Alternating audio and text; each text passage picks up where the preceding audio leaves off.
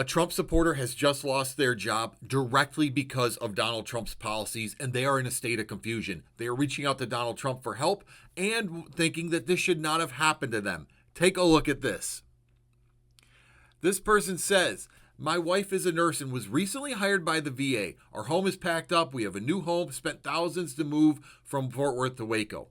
Following Trump's hiring freeze, the VA rescinded her job offer. Now look at what's highlighted. We are all huge Trump supporters, and I know this was an unintended consequence. What do you mean it was unintended? Did they really believe that Donald Trump could create policies that would only affect non-Trump voters, that somehow Trump voters wouldn't be caught up in all of this? This is the find out phase. This is exactly what you voted for, someone who would sow chaos. And it's not just going to affect the people you don't like, it will affect you too. And now all I can think is that this guy and his family are singing, I never thought. If you were having a bad week, just remember there's some poor fool in America who works for the federal government who voted for Donald Trump because he thought Donald was going to drain the swamp, ruffle feathers, sort out political corruption in Washington.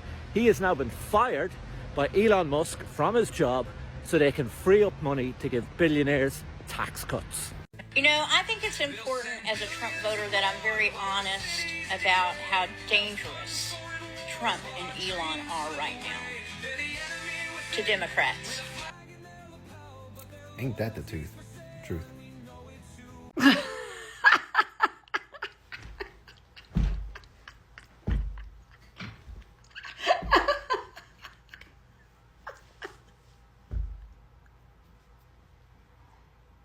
Some of these people fail to realize down in Alabama who's broke, down in Louisiana who's broke. I can go through pretty much the entire South and tell you that they're broke, and they relied on a lot of welfare from the government. To be perfectly honest, it is tax dollars from these big blue states like New York. Yeah, they send a lot of money into taxes, and then broke states end up benefiting from it, and now they're about to find out. So we're in the find out phase.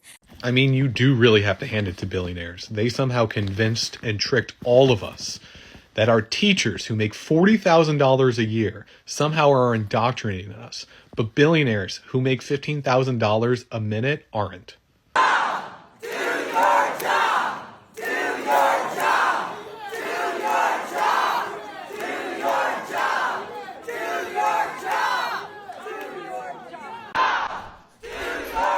Oh, hey, Texas. I hear y'all are having some lively conversations down there with your House Republican members.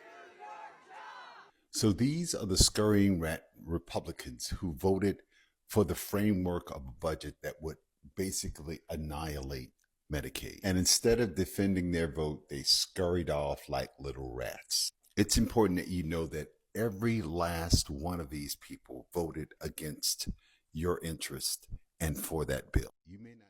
Voters are starting to realize they are not getting what they voted for. Somehow, they were convinced that certain rules would apply to others, but not to themselves. They sure got a harsh reality check, and now some of these voters are standing up for what they believe in. So sit back and relax for some more FAFO moments, and watch as some people learn life's hardest lessons in real time. Far be it from me to suggest that you should share this information as I scurry my ass to the gym. But, maybe these Republicans need to know that you know, and that it will have an impact not only on the economy, but on patients, and people will die because of this. If you're gay and voted for Trump, you're a fucking idiot. Actually, scratch that. If you're a part of any marginalized group and voted for Trump, congratulations! You're a fucking idiot too. On a serious note though, I need to know what this thought process looked like. Was there a moment when you looked at the ballot, saw Trump's name, and thought to yourselves, I wonder what it'll be like to have my rights casually debated in a court of law? Like, were you that bored with your life that you voted for Trump to see how horribly all of this shit is gonna play out? And don't get me wrong, I am all for personal choices. You do you, babe. But when it comes to who runs this country, that's a whole other different ballgame, mama. You voted for a geriatric motherfucker who probably doesn't even know where he put his dentures last night, and you were like, him. I want him to run the country. So I just want to make sure that I have everything straight, okay?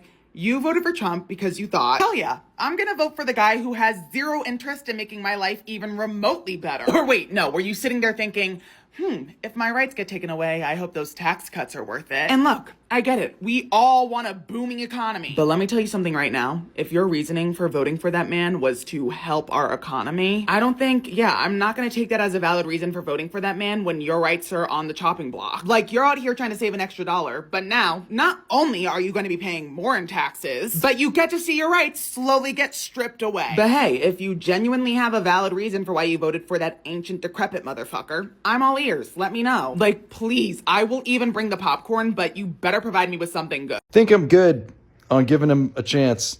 I think we gave him a chance. No more chances, please. You got duped. It's okay, you got duped. Just wanted those eggs a little cheaper. I want my omelets a little too expensive. Now we're part of the new Axis powers. So we did it, everyone. We did it. The FBI is run by podcasters. The guy in charge of the Pentagon is an abusive former Fox News host. I know that doesn't narrow it down. We're good. A little update on the Tesla situation. They've added more cars. There's got to be at least 300 here now. The dealership is right over there. This is the mall parking lot. No one's buying these. And they keep bringing in more and more. I don't get why the Tesla stock is worth so much. It's pretty much crypto at this point. But yeah, no one's buying Teslas. At first it was only like these few spots. This is all new. Yeah, I'm not sure if my camera can capture all of that, but that's a crap ton of Teslas no one's buying. I'd sell the Tesla stock now. It's a little too late, don't need an ex-MAGA. Now, this is a comment that I receive a lot as an ex-Trump supporting conservative, and I totally understand the sentiment. Now, when I first went through my transition from being MAGA to the person I am today, it was a very difficult process for this reason. Now, I live in an ultra-conservative MAGA community. I was married to an ultra-conservative Trump supporter. And as I continued to grow and evolve in my thinking and worldview, I had to leave all of those things and people behind. Unfortunately for me, this left me on a lonely island because people on the left were skeptical, and rightfully so.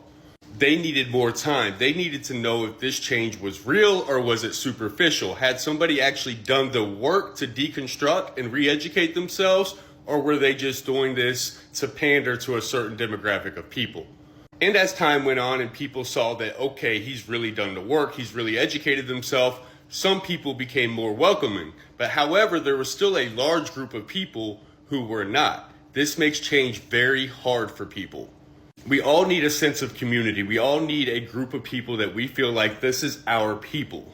And honestly, it's the reason why I work so hard in my community still to try to educate people, because I believe just as important as changing the narrative is changing our approach to the conversation. If we don't hold space for change, will people ever grow and change? With that being said, I also believe it's why it's equally important for people who look like me and people who have been through the process to do that work. If you're a person who's been on the receiving end of the hatred, the bigotry, the racism, the xenophobia, the homophobia, the transphobia, the misogyny, the sexism, I wouldn't expect you to go to your abuser and demand change or beg them for change. I also don't expect you to be like, oh, well, you were 20, 30 years of being a complete jerk, abusive asshole, to now we welcome you with arms wide open. But at some point, something has to give if we really want this thing we call unity, if we really want this thing we call solidarity, then we have to hold space for growth. But that's why it's important for people like me, people who have done the work, people who have the privilege, to be willing to give up all of that privilege in this fight, because that's what's going to happen. There will be consequences to entering this arena. There will be a lot of discomfort and there will be a lot of hard conversations. But like Kendrick Lamar said, I'll get on their ass because somebody got to do it.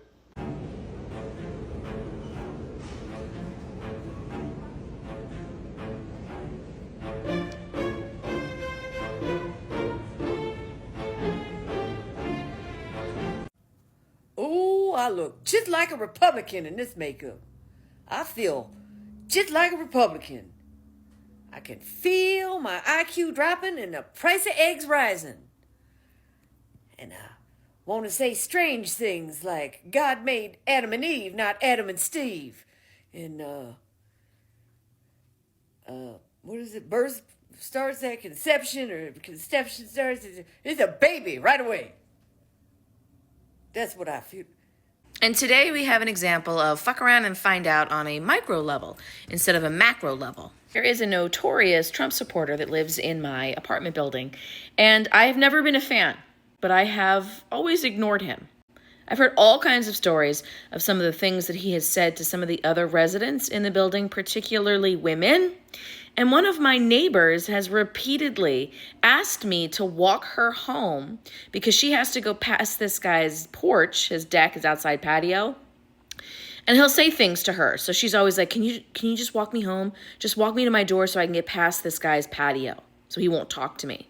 So he's already established himself as a menace. He was walking around with his MAGA hat all summer long. Not a fan. He's largely left me alone because I'm giving him the chilliest fuck you vibes that I can muster. Today I'm outside walking my dog, and as luck would have it, he is approaching us on the path. We're going in opposite directions, so we're about to pass each other. So I am, ironically, playing Defying Gravity on my phone, having just seen Wicked last night. Just listening to my music, walking my dog, minding my business, just about to pass this guy. And he says, "Hi there." And I just keep walking, totally ignore him. And he didn't like that. So he decides to follow it up with, "What's the matter? You don't like me?"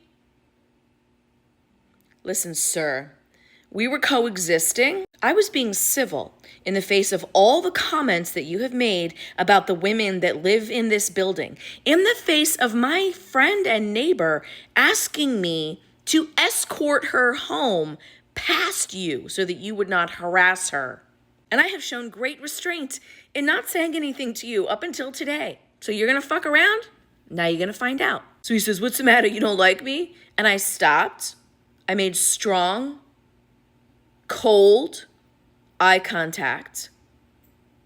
And I said, "I am not interested in getting to know you because from everything that I have seen and heard, I am certain that I would not like you."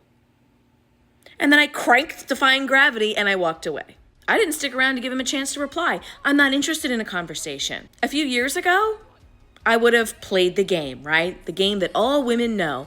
Oh, I would have laughed and smiled and said something stupid or silly to diffuse the situation, to massage this guy's ego, to placate him.